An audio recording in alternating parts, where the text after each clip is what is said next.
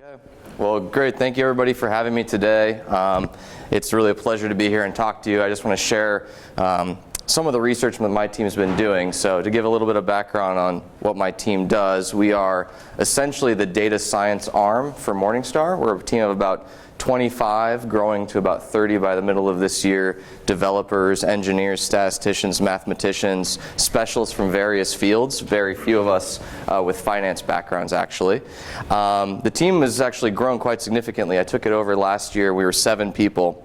And the firm's been making a lot of investments in this area because we think that there's just a high ROI for these types of skill sets.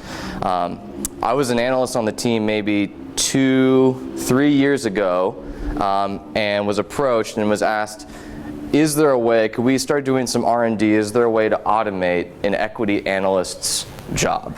Can we build a robot to do everything that an equity analyst does? And so that would include valuing companies. We have a valuation methodology at the company. That would include identifying competitors. That would include writing research reports. And that would include generating macroeconomic outlooks for sectors, industries, countries. And so that seemed pretty daunting, especially since I'd never been an equity analyst before. And the only thing I knew about equity analysts actually came from the CFA. I didn't know I was going to have to call back on that so much. So I just want to show you kind of what our path has been like in that area, how we went about trying to solve that problem. I'd say we're about 75% of the way there, and I don't necessarily know if it's definitely not perfect. You're definitely cutting some corners in some cases, but I'll walk you through the methodology that's been defined, that we have rolled out, that is public. I'll walk you through that in detail, and then I'll show you a couple things that are currently in development and the way we're thinking about the problems. But I welcome questions throughout. Let's make it interactive. I'm really here just to share ideas and to get feedback in return. So I want to talk a little bit about how equity research gets delivered. If you are familiar with the, obviously I'm sure you all are familiar with the MiFID II regulations in Europe, perhaps not as familiar with the DOL regulations in the US. There's an increasing fiduciary responsibility on the part of wealth managers that are really going to cause them to start monitoring, I think, their broker-dealer, their advisor platforms, and start limiting the number of funds that are on those platforms. And that's just one of a few pressures that are going to continue to, I think, motivate active asset managers to start lowering management fees.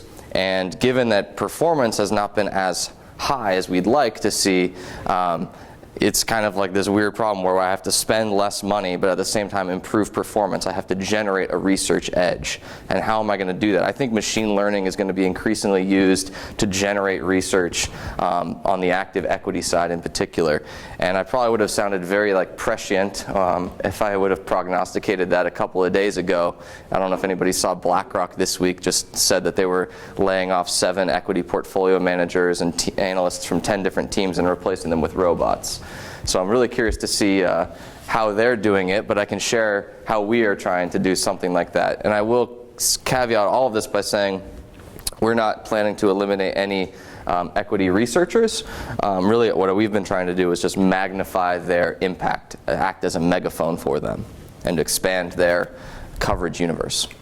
But one way that that we deliver equity research, and I'll just use this by way of introduction, and this is not necessarily my forte either, but as I understand, one of the business models for how equity research gets delivered is through this broker voting or vote shop system. So you deliver, as a research provider, your research to a platform. Asset managers can subscribe to that platform, and at the end of a quarter or at the end of 6 months, you'll go in and you'll vote on whether or not the research was valuable, and you'll rank research providers from top to bottom. With the new regulations, I think that this will become an increasingly important way that we determine quality, especially under the MiFID II regulations. And so the research provider is going to get paid more if they provide quality research, one, but if they provide more research, two. So if you're one of the only companies, one of the only research providers providing research on a name, odds are you're probably going to get voted as being someone who is delivering valuable insights on that name. And then getting it to the right people at the right time. So if you know much about the equity research business, especially on the sell side, there's been just a lot of cost cutting, a lot of people getting laid off. BlackRock is probably the most recent example of laying off their equity researchers. when I think this is probably pretty natural considering how active equity managers have been underperforming so significantly, the benefits to that research just haven't been there, and so this is a pretty costly service, right? If you want to cover more companies, if you want to do better research, you generally have to spend more money and hire more analysts. One of the things that I've noticed when I've talked to some different folks is, so like for example, there's a couple sell-side research shops who've fired analysts and adopted these quant approaches. But historically, quant approaches have been pretty boring, I think. They've kind of lacked personality. They've just been weighted averages usually of some metrics. Like they'll say, okay, we're going to weight, our secret sauce is we're going to weight price to book 50%, price to earnings 30%, price to sales 20%. That's our unique valuation indicator. Or maybe we're going to have an overlay, a filter by momentum or something like that. But they're using these well-known, academically researched factors and then constructing signals off of them. And that's their quant research or how they rank companies. There's no personality. Like you're not getting the Peter Lynch type view or the Warren Buffett type view, or in my case, it would be like the Morningstar view of what that brand kind of generally brings and how that brand thinks about evaluating companies. And so I think that machine learning is going to play a role in helping to cut costs by reducing the need for analysts, but at the same time maintain that brand of how you can have a personalized or like a very personable equity research delivery or offering that is consistent with what your brand has historically been. And that can be done by replicating how your analysts behave. So let's use an example. Let's say that you have, I'm using our numbers, but this is hypothetical, we'll say. You have a bunch of equity analysts, and let's say like you've historically had a pretty good track record. They're organized by sector, they cover about 15 companies, they've all got CFAs, so they're really educated. They apply one consistent methodology, whatever that is. In the case I'll be talking about today as just an example is valuation, in valuing companies using like discounted cash flow methodologies. And you might have some secret sauce in there. But we can extrapolate beyond just like the Morningstar example and just think about you have a methodology for ranking companies that is personalized, it's secret to your business or whatever, or special to how you think about investing. And the process for us looks something like this. It might look something similar for other folks doing this type of research.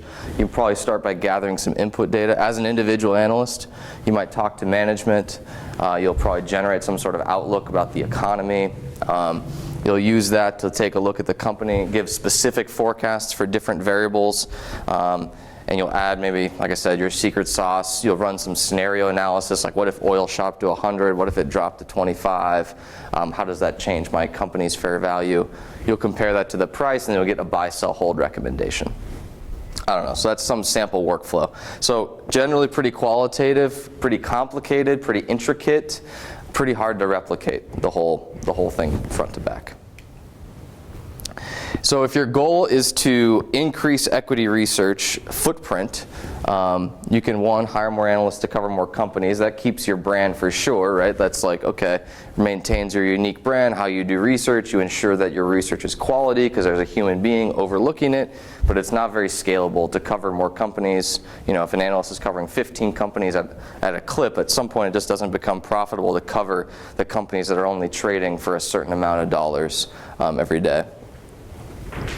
You can employ number 2, which is the quant approach, which is using the weighted average of different factors, which is pretty scalable. It's backed by academic research, but it's not very unique. You just read a Fama French paper, you make some small tweaks to it, and that's your output. Pretty much anyone could replicate and do that. Option 3, which is what I want to talk to you about, is how to deploy a series of machines to mimic the way that your analysts are currently behaving and the different things they are asked to do, and that essentially the machines will act as if they were analysts themselves. Has a high fixed cost. You have to invest in probably some data scientists, some engineers to build it, but then you don't really need the data scientists or the engineers anymore. After it's built, it has a pretty low variable cost, so going forward. So let's talk about option 3. So this is what we've been working on. I'm going to break it down into a few different steps. So how we started to approach the problem a couple years ago, how we're going to get the input data, how we're going to build the model, how we're going to generate what I'll call ratings, which that's what we call them, but again, just ranks of companies, and then how we would evaluate the success of the model, and how I would advise, if you were doing this yourself, how you would evaluate success, because there's a couple different criteria.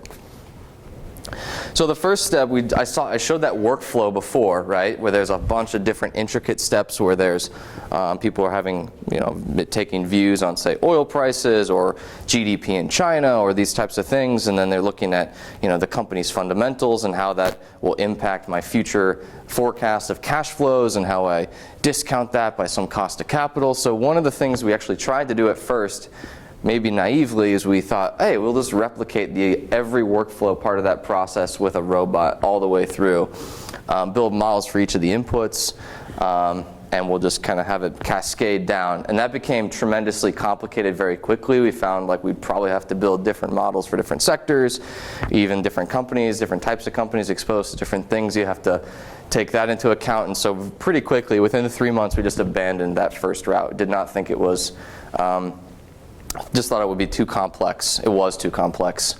And what we ended up going was just saying, we kind of asked ourselves this thought experiment. And we said, okay, so we have, we say to our clients that we have one consistent approach to evaluating companies. All right, we have 120 analysts, and we have one consistent approach. So if I gave all the information about Coca-Cola to one analyst and I put them in a room and asked them to come back with an opinion, buy, sell, hold, and I gave all the information to a different analyst and asked them to come back with a buy, sell, hold opinion on Coca-Cola, hopefully they'd both come back with the same opinion: buy, sell, hold, hold. And so what we were thinking was like, okay, if we gave the system information, we get back an output. And that's like a function, right? I give the function data and I map it into a rating space or into an opinion space, and I get an output back. So we're like, why don't we just try to give the system information and let it learn whatever that function is that analysts go through to map it into a rating. So it's a lot simpler to deploy, and I'll show you actually how we do it. But this is the data that we decided to use for this problem. And these data are unique to our process. So this is like, our secret sauce, or how we would evaluate companies. If you have a different process, if you're focused on so our process is focused on delivering results more like at the 3 to 5 year mark. But if your process, you're saying we want to deliver, maybe we have a low vol strategy, or we want to deliver some type of performance over the short term, maybe it's momentum or something like that, there's probably going to be different input variables that are going to be explanatory for how your analysts or your teams make decisions. These were the ones that were useful for us, and they were useful in 2 ways. One, they were relevant for explaining analyst decisions, and they were globally available. So we have to have all of these data points available for every company that we're covering, and we have these data points available for 50,000 companies globally. So we can expand our coverage from about 2,000 companies covered globally at the moment with our 120 analysts to 50,000 with just this system. So we're going to take these data points and feed it into the machine. And we'll talk about the different options we considered for this. So there's a bunch of different models, and we started building this a few years ago when deep neural nets were just getting started, and so we didn't decide to go around and test those. I think if I was going back and building this from scratch now, I'd probably start with that. Those have been super successful. Because our main goal here is to replicate how our analysts make decisions, not necessarily to forecast returns. And there's going to be an important reason for that, which I can touch on in a bit. But we considered a bunch of different models, and ultimately what we settled on was, at the time, what was considered, and still is, pretty state-of-the-art. And it's called ensemble modeling. Has anyone ever played around with ensemble models? 3, all right. Well, let me know if I say anything incorrect. A random forest is a well-known one because it's an off-the-shelf solution. It's really easy to tune.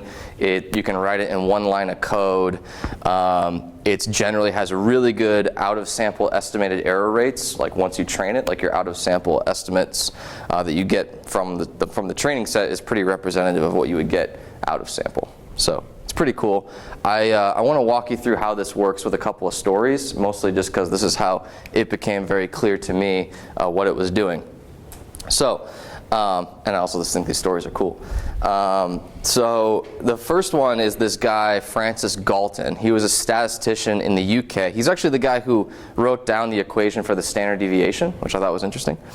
But in 1906, he ran a pretty famous experiment where it subsequently became known as the wisdom of crowds. He was at a county fair and he convinced a farmer who wanted to auction off his ox, his cow. He wanted to auction it off, and he convinced the farmer to instead issue raffle tickets for it. He's like, I'm going to give, everyone can buy a raffle ticket, and I want everyone in the crowd to write down their guess of the ox's weight. And if they get the ox's weight correctly, if they guess it correctly, they can keep the ox. And they only paid maybe whatever, like I don't know, a pound, a pence, I don't know, for the ticket. So 800 people participated, so you can imagine like all of us participating. They provided their guesses. No one got it correct. But when Galton went home and studied the data, he realized that the average of all the guesses was within 1 kilo of the ox's true weight. And he was like, WTF? Like, what is going on? And he went home and he wrote this big article about it. And for the next 50 years, statisticians started trying to understand under what situations and under what conditions is this possible. About 60 years later, the director of naval intelligence was faced with a similar problem. He lost a nuclear submarine somewhere in the Atlantic called the USS Scorpion, and he was a stats guy.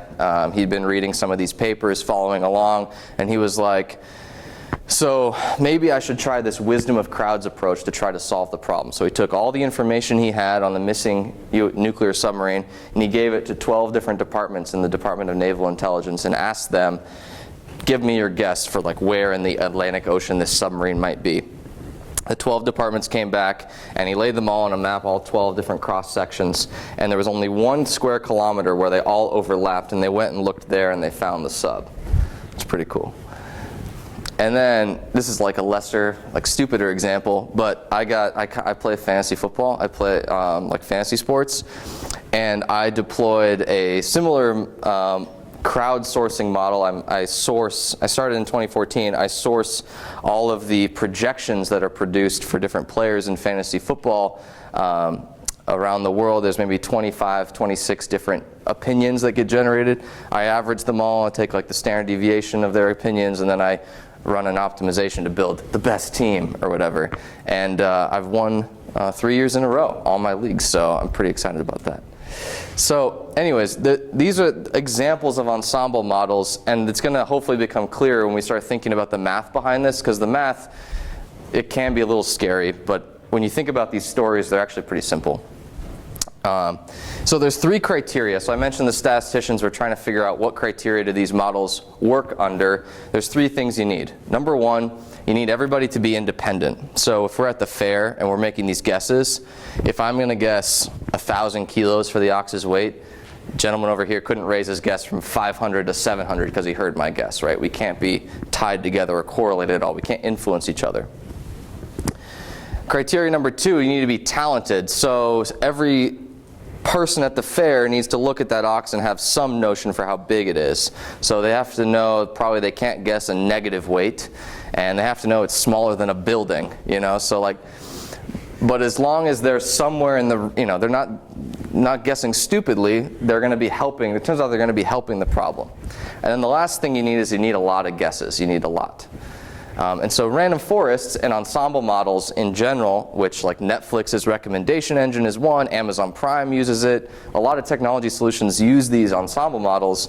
They all work by exploiting these phenomena. Lee, how much is a lot? So in the random forest, the off-the-shelf solution is 500. You can expand it to however many you want. Usually there's, in the random forest context, the ones I've played around with, after you get to about 350, 400, you start to see kind of a convergence. But so I've never seen a need to play around with increasing the default on the random forest side. On the ensemble models more generally, if If you look at Netflix, they're really cool in what they do. They deploy 87 different models, and they're all different actually. And some of them are like support vector machines, some of them are logistic models. They have a whole different host of ways of looking at the problem. So they essentially kind of built their own from scratch ensemble model.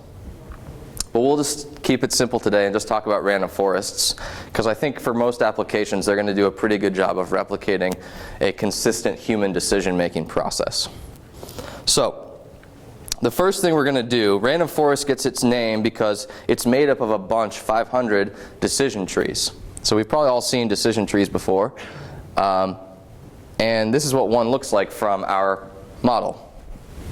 So you start out with a training set, and in our case, our training set is the examples of analyst ratings or analyst buy, sell, hold opinions on companies.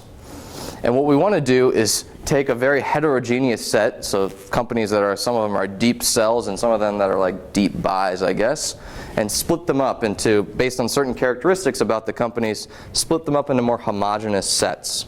And the decision tree is one way to get there. So you start off, and let's say a company has an ROA less than 10%, so false, a PE less than 20, false, and they're not in the tech sector.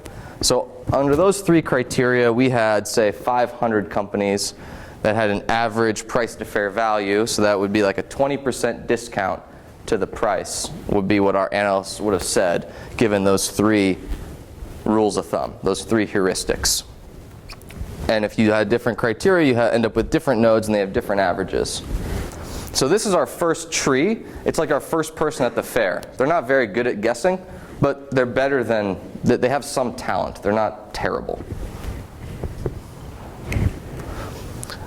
The way that so one of the questions I get sometimes is, all right, so sector equals tech equals true. That makes sense. You can be true or false, but how do you know to pick 20? Why don't you pick 21 or 19 or 18 for PE? So the way that you pick the thresholds is according to this equation. Maybe to some of you this looks scary. Sounds like some of you have familiarity with this as probably like old hat, but this equation is actually pretty straightforward, and what it's trying to do is just take things that start off very heterogeneous and make them into two more homogeneous groups. So if we start out with something like this, we look at the distribution of return on assets. It starts out distributed from -5% out to 30%, so a wide range, right? And on the price to fair value side, it is distributed 0.4 to 2 or something like that. But if we drew a line at return on assets equal to 10%, we'd see that, hey, there's actually kind of two clusters here. And the sum of the variance of those two clusters is less than what we started out with. So there's going to be kind of a pre-split variance. There's a large range of which price to fair values here. There's a large range in which price to fair values can cover, 0.4 to 2, we'll say. But if I split it, then it's going to be 0.4 to 1 and 1.2 to 2. So there's some amount of variance that gets eliminated by splitting. And the thresholds get chosen such that that difference is maximized. And it's automatic. So this is the machine learning. It's not, no human is going in and setting these thresholds. The machine is saying, all right, I'm just going to maximize the difference and make these homogeneous groups as much as I can. And really the only trick for somebody like me, the data scientist, is just to know when to stop in the tree. So in the tree that you saw here, there's 3 layers, or 2 layers really. And when you're building these models, you don't want very many layers. So you don't want to get all the way down to where there's only one company. You don't want to have 25 layers all the way down here. And the reason you don't want that is because then your model would get very overfitted, and out of sample it would perform terribly. So you actually want kind of what they call large end nodes. A lot of companies in these different end nodes in a single tree. So if this single tree was making a prediction, well, we're still on one tree right now, and say we got XYZ company that we've never seen before. So it's not in the training set. No analyst has ever looked at it. It's some small cap company in Vietnam. But we see that it has these 3 criteria, and we say, okay, based on these 3 criteria and based on what this tree thinks, its final prediction will be that this company, it's most similar to 500 other companies that had those criteria, so we'll predict for XYZ a 20% discount. So a buy recommendation, essentially. But that has the odds of probably being, pretty off, because some companies in this node might have a 40% discount, and some might have a 20% kind of being a premium. They might be too expensive. So here's where the random forest comes in. So now so the first tree, I mentioned the way that it's built, we hit the first criteria, which is talent, right? The trees are okay at predicting. But now we need the other two criteria. We need independence and we need a crowd. So the way we're going to achieve independence is by randomly sampling from our training set. So our analysts, they cover 2,000 companies. We're going to randomly select data from that training set and to build tree number 1. And it's not going to be all the data, it's just going to be a part of it. We'll randomly select another data set to build tree number 2. And we'll go on and on and on, and we'll build 500 of these trees. So the randomness, the random selection is how we achieve independence, and the building 500 is how we achieve the crowd. So each tree would represent a person at the fair, somebody who's okay at guessing, but when you average them all together, they get really good.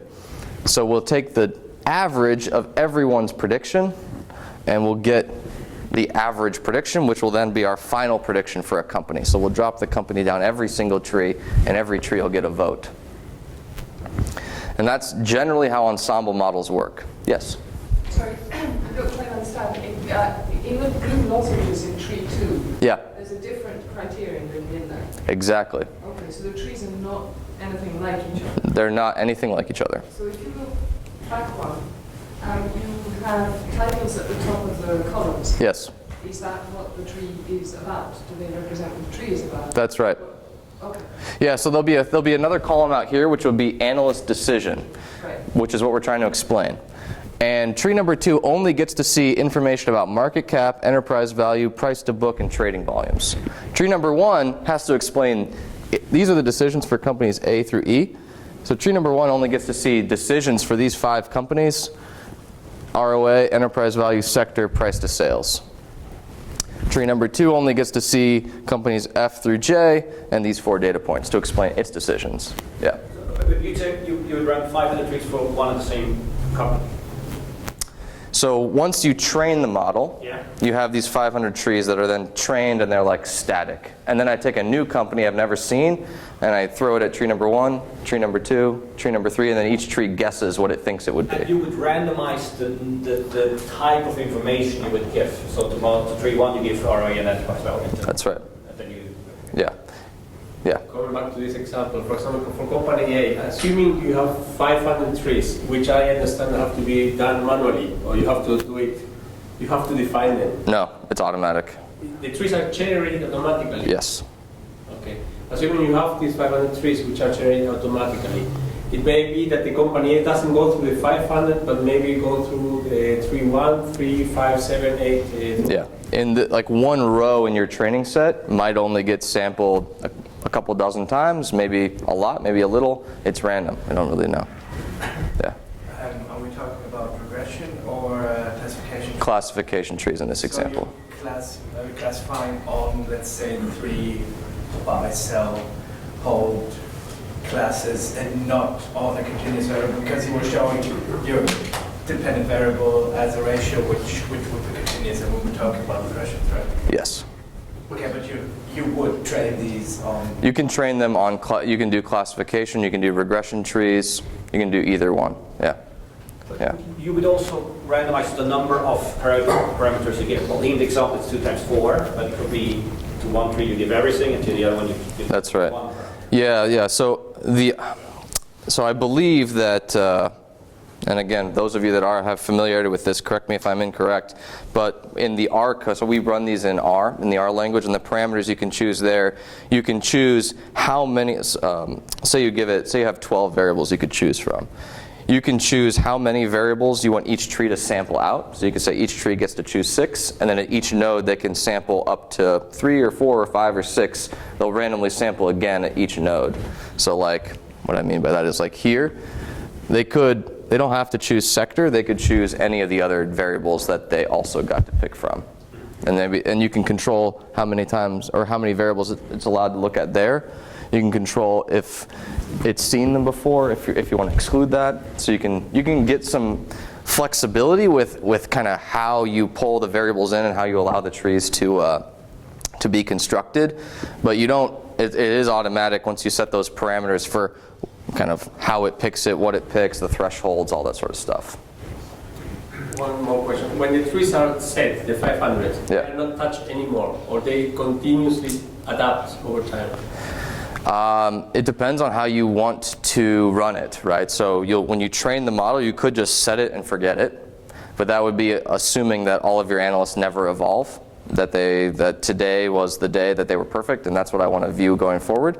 The way we've decided to do this on the equity side is we'll train the model today using today's ratings, using today's input variables, because we think that the way they use this information could change. If we're in different market environments, we might value volatility more heavily or trading volumes more heavily than price to book or something like that. So we'll train it today, we'll train it tomorrow, we'll train it the next day, so we train it every day.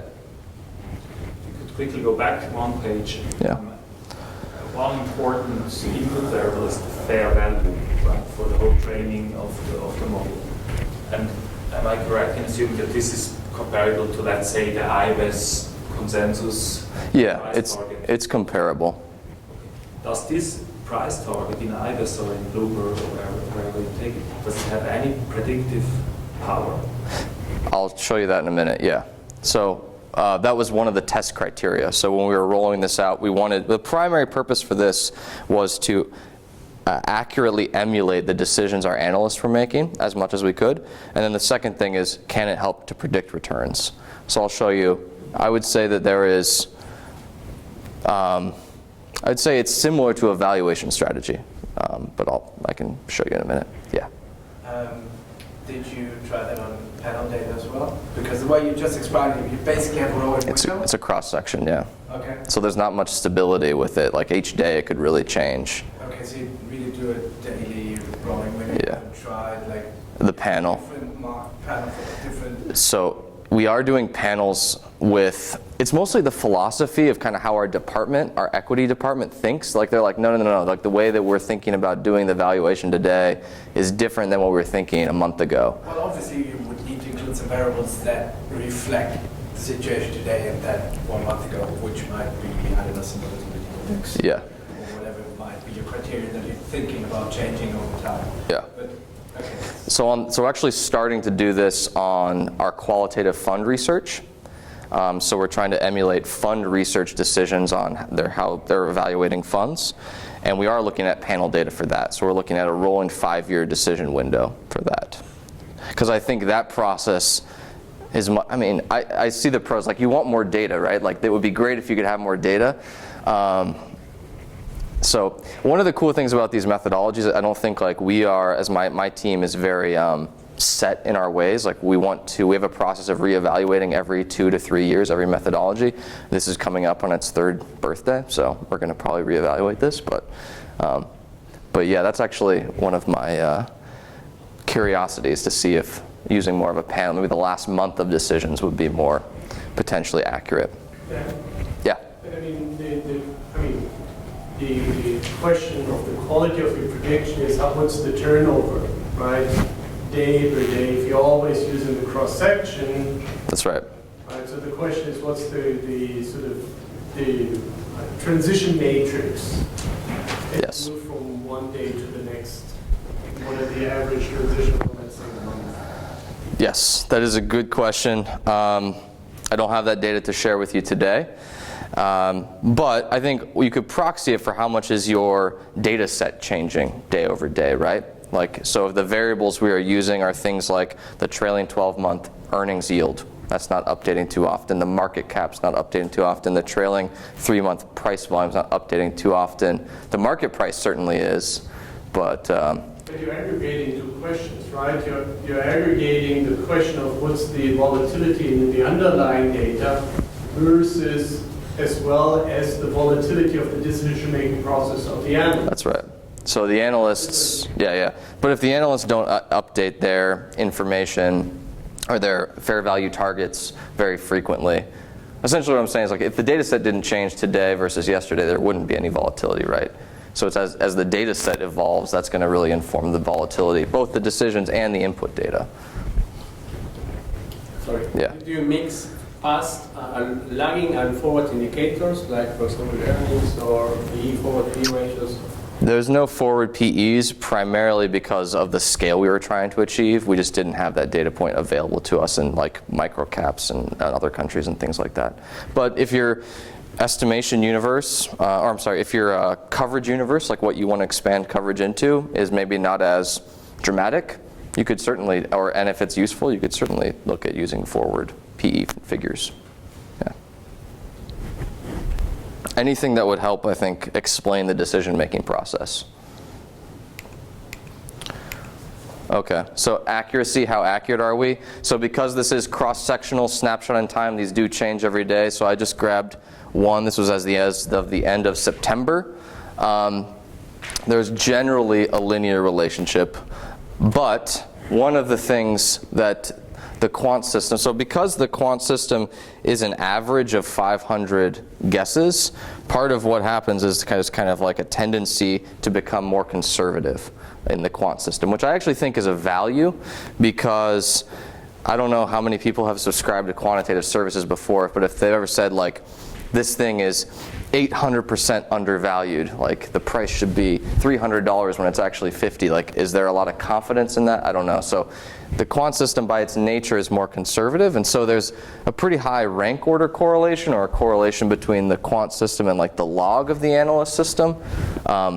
So you can see like the analysts can get out to 4, and in some cases they can get out to 6 and 7 times undervalued, whereas here we're pretty much capped around, in this day at least, 2.5, but it's generally like a tighter range of things.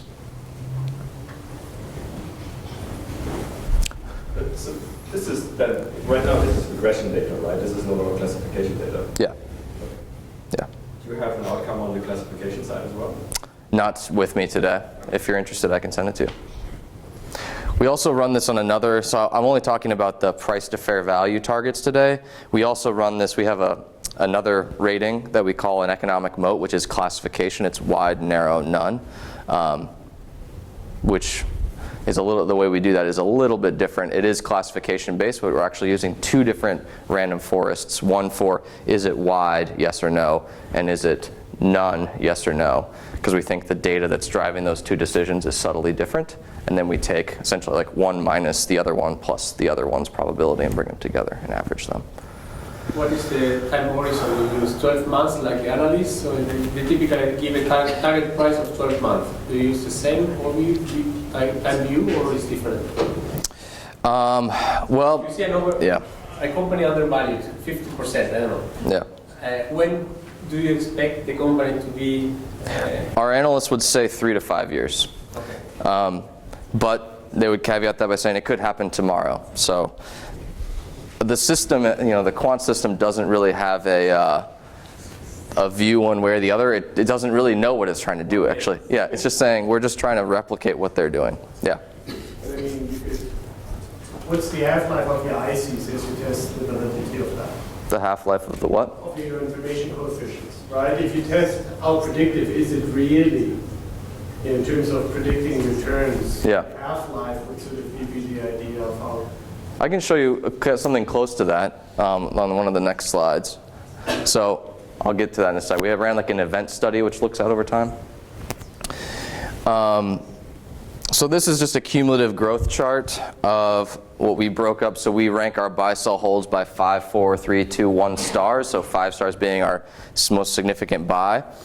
And I actually feel pretty comfortable deploying this approach historically. So we launched this, a couple of years ago, 2013, I think, was when it finally came out, end of 2013. And we can backtest it going back to 2003 and look at the performance. This is not taking into account trading costs. This is monthly rebalanced, just cumulative growth broken up by these different buy, sell, hold recommendation levels. I don't know the number. But one of the things I like about this approach, rather than if we were trying to backtest just on pure returns and trying to forecast returns, this is a little bit more in the style of like an instrumental variables, where we're trying to forecast what an analyst would have done at that point in time, and then forecasting that, making our decisions on what to invest in, and then rolling forward. So the performance here is on, back here maybe on 20,000 companies and gets up to 50,000 companies by the end as our coverage improves, but generally falls in line with how our valuation strategy on the fundamental side has performed. Just also, Yeah. it's now the price performance, so you're using the data to predict the share price performance, you're constructing a portfolio, this is the result. Predicting the, yeah, exactly. How well are you in predicting the analyst price targets? That would have been this chart here. That's one day. Yeah.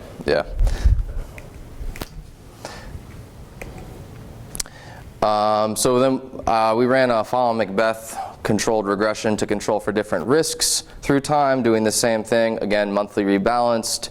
So there's general monotonicity, it's not perfect. And I would say recently, in the last year or so, the strategy has been underperforming. Yes? What's up with the 3-star curve? Why is it flat? That's our comparison universe. So we essentially did, in the Fallon-Macbeth regression, it's a cross-sectional 1 month forward forecasting cross-sections of returns. So you get a 1 as a dummy variable if you're in the 5-star cohort, a 4-star cohort, and you get and the one we leave out is the 3-star, which we view as kind of our fair valued market universe. Yeah. So this would be a risk-adjusted way of looking at the performance. Like I said, general, monotonic, but underperformance recently. And this is, I think, close to what you're asking for. It's not exactly. But this is looking out over time. If we were to form a portfolio every day on our decisions from 2003 forward, ranked according to 5 being 5 stars, 1 being 1 stars, and then look at the subsequent 5-year performance of each of those portfolios and average them all together, like it's an event study approach. What is the typical time we start to see outperformance of those cohorts? And generally it's around the 3 to 5 year time mark is when there actually starts to be dispersion in these portfolios. So it's not, and actually in the short term, it's investing in our recommendations is actually not so good. It's a little bit of an underperformer in the first 6 months to 12 months. Question? Yeah. So in your classification algorithms, what performance metric are you optimizing on? Is it like accuracy or is it something else? When we're actually estimating the random forest? Yeah. I'm just asking because in financial markets, right, it's much worse to confuse, if you have the 3, the buy, neutral, sell, Yeah. it's much worse to confuse a buy and a sell to confuse a buy with a neutral.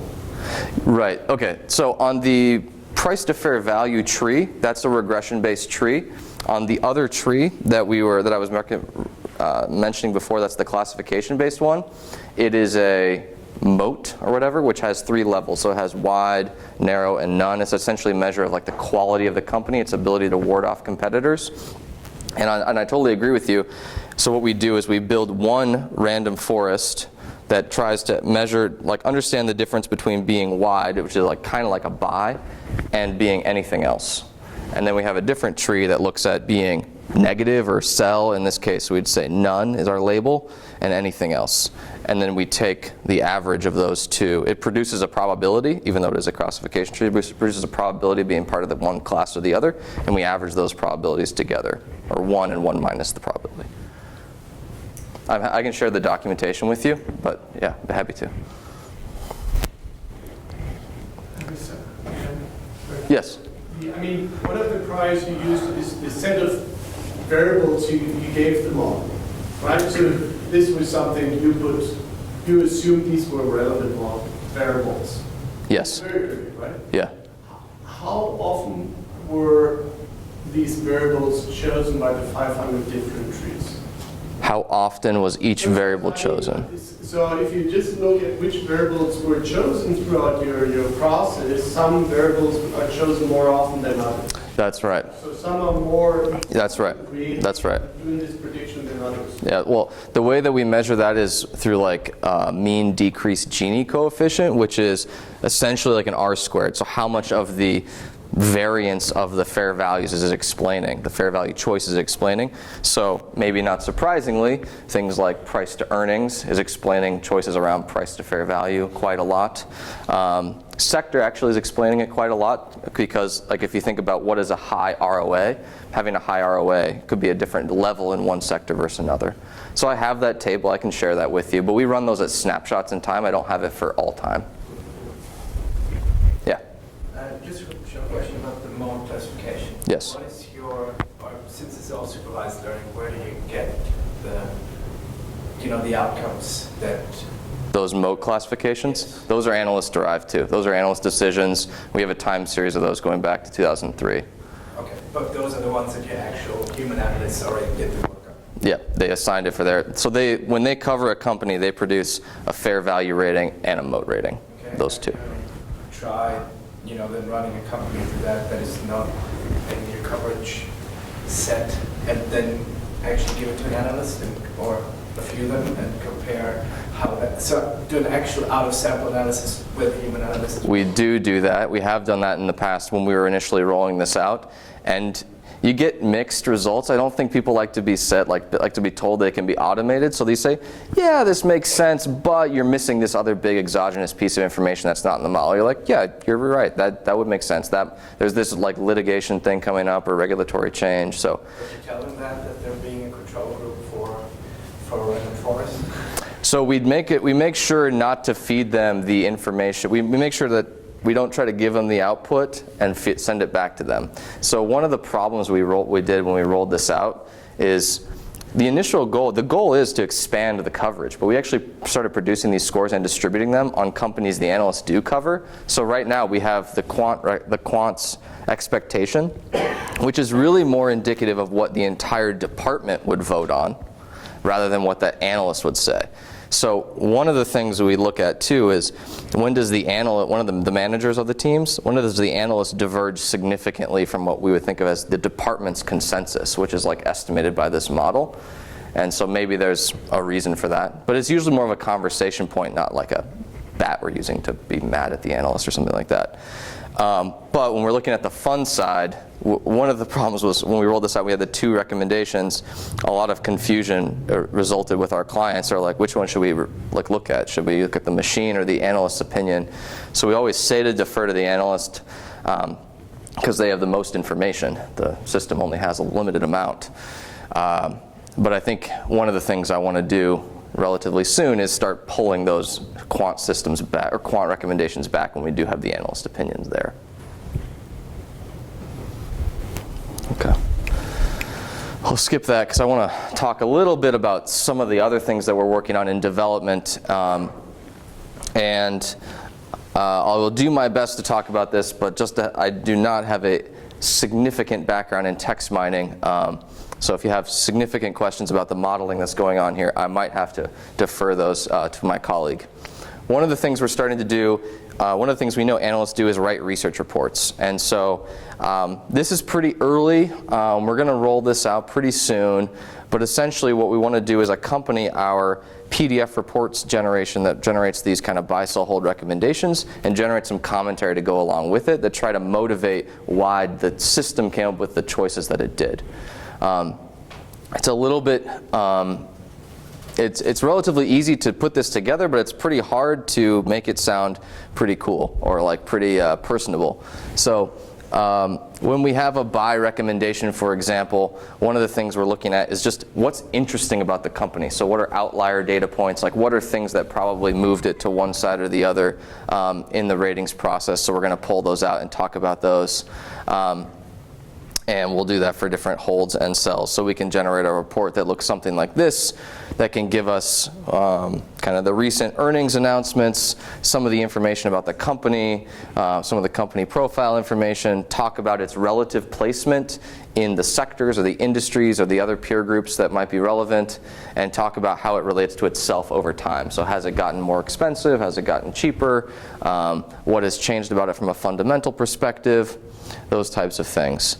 So we're still working on this. We haven't rolled this out yet, but it's something that we know that, I don't know, it's pretty hard to consume just raw numbers for a lot of different clients, so creating some commentary would be useful. The next one, which I think is pretty cool, is identifying competitors. So one of the jobs of analysts, at least at my company, is to identify comparable sets of companies. Which companies are really the top 1, 2, or 3rd competitor, and not so much like they're in healthcare. Like, okay, they're in healthcare, but like who do they really compete with? So what we started working on about 3 years ago, and we're still in development, is a little bit more difficult to implement than it is to necessarily to think about or to roll out, is we wanted to build essentially a system that could rank order every company, essentially a distance matrix that could rank order every company to each other on how similar they are. And the approach we decided to take was to intake as much text information that the company produces about themselves. So whether that is SEC filings, 10Ks, Qs, whether that's Wikipedia, whether that's news articles, whether that's Twitter. And we can't collect this about every company, so we can cover with a minimum amount of information, which is usually some sort of regulatory filing, about 20,000 companies with this at the moment. We run this monthly. And what we do is we look at the word counts, the order of words, the patterns of word counts that exist in these text filings to look essentially for topics that these companies are talking about. So do they talk about similar activities? Because if they talk about similar activities, then odds are they're probably competing with one another. There are a few different models that can do this. The one we are using, which I'm not an expert in this one, but it is a latent Dirichlet allocation model, topic model, for those of you that are interested. And if you do want to talk about it, give me your card afterwards. I will set you up with the right guy. But essentially what they're trying to do is identify, who is talking about what and how similar are they to each other. So I have one example here. This is AIG and Genworth. So we look at all the different text documentation that these two companies have produced that we could collect, that we could parse, that we could structure. We stem them. So for example, topic 81, we have the word insure, I-N-S-U-R, which would encompass words like insured, insurable, insurance. And we see that both AIG and Genworth, they're both insurance companies, are talking a lot about annuities, life insurance products, and so on and so forth. So they're doing something in insurance, it would seem. Topic 63, however, is another general insurance topic that AIG seems to have a relatively high weight on, that Genworth does not, whereas Genworth is scoring higher on topic 42. It looks like it has something to do with mortgages, residential mortgages, and so we would say the example, or I guess I wanted to bring out, is that Genworth is a little bit different than AIG in that they have a specialty lending mortgage business. And so that's starting to get picked up in the text because Genworth is talking about that. So then what we can do is take a look at all the companies. We can project them into 2D space, and then we can color code them with the sector designations as they're currently described, and we can take a look essentially at how far these companies are from one another. And if each sector composite group was, I'd say, kind of perfectly homogeneous, we'd see them all kind of clustered together. So financials is generally pretty homogeneous. They're all in yellow. There's not much overlap with other colors. So the financials topics are pretty unique, yeah. What are your axes on this? They were chosen to maximize dispersion along the X and Y axis. Yes, what is on the X and the Y axis? So I've just seen the color coding, but I'd be interested to see what actually causes that dispersion. I believe it is the actual distances between, I don't know. I believe it is when we're looking at the distance matrix, it's trying to, the plotting engine is trying to plot them such that there's as much scatter as possible. But I think it's like a projection.